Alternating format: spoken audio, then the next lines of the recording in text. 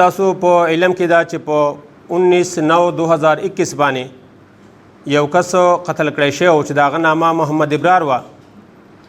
څنګه چې زموږ مقامي پولیس ته اطلاع میلاو شوه، زموږ ایسچو صاحب زه زموږ نور عمله فوراً موقع ته لاړو.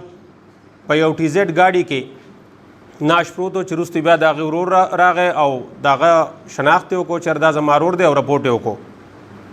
د هغه د ورور په رپورټ باندې د نامعلوم ملزم خلاف مقدمه درج شوه. چونکې دا یو دلخراش واقعه وه، په علاقه کې د دې یو منفي تاثر د پیلاوېدو خدشه وه.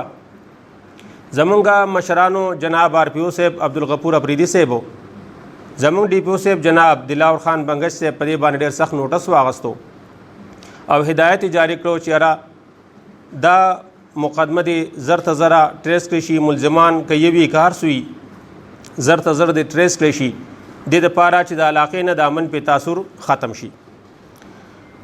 په دغه سلسله کې زمونږ پولیسو خپله کاروایي وکړه.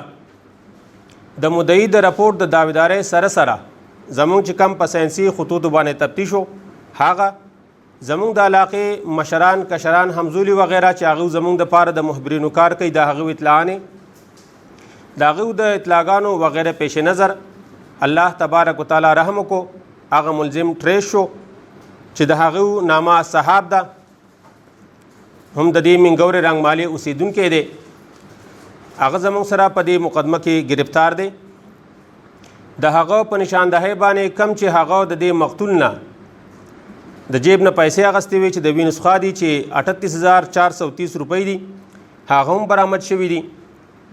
دیو چې دا پیسې کم خپل رشتهدار له ورکړې وي چې د هغوی نامه اختر علي ده، هغه هم گرفتار دی.